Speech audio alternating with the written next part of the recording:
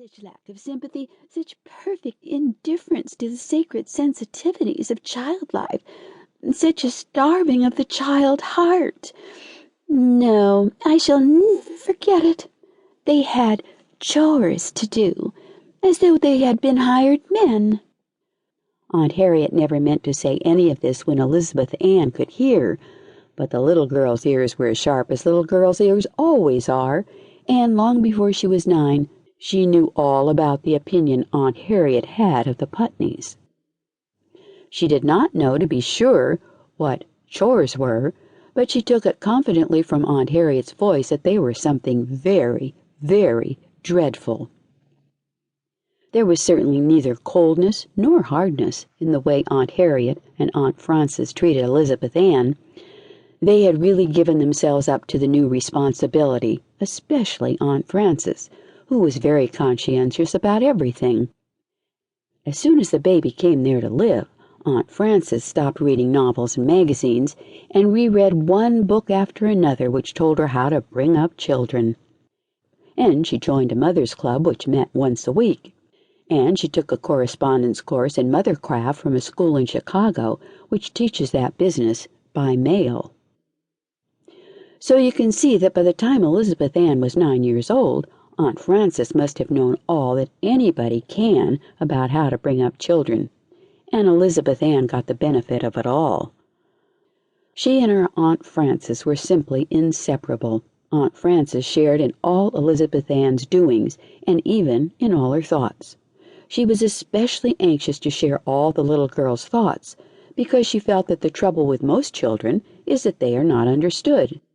And she was determined that they would thoroughly understand Elizabeth Ann, down to the bottom of her little mind. Aunt Frances, down in the bottom of her own mind, thought that her mother had never really understood her, and she meant to do better by Elizabeth Ann. She also loved the little girl with all her heart, and longed above everything in the world to protect her from all harm and to keep her happy and strong and well. And yet Elizabeth Ann was neither very strong nor well. As to her being happy, you can judge for yourself when you read all this story.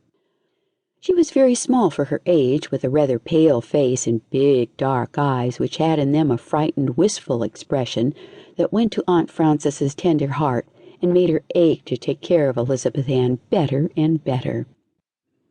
Aunt Frances was afraid of a great many things herself, and she knew how to sympathize with timidity.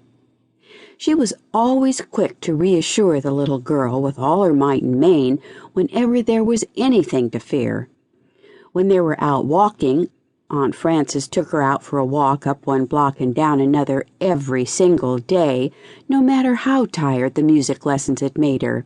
The aunt's eyes were always on the alert to avoid anything which might frighten Elizabeth Ann. If a big dog trotted by, Aunt Frances always said, hastily, There, dear. There's a nice doggie, I'm sure. I don't believe he ever bites little girls. Mercy, Elizabeth Ann, don't go near him. Here, darling, just get on the other side of Aunt Frances if he scares you. So—" By that time, Elizabeth Ann was usually pretty well scared. "And perhaps we'd better just turn this corner and walk in the other direction."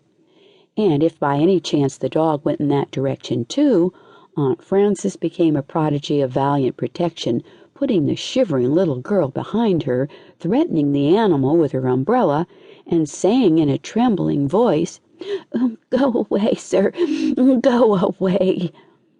Or if it thundered and lightened, Aunt Frances always dropped everything she might be doing and held Elizabeth Ann tightly in her arms until it was all over.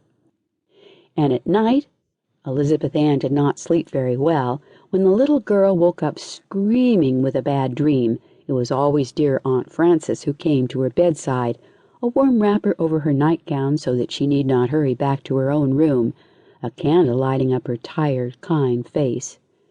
She always took the little girl into her thin arms and held her close against her thin breast.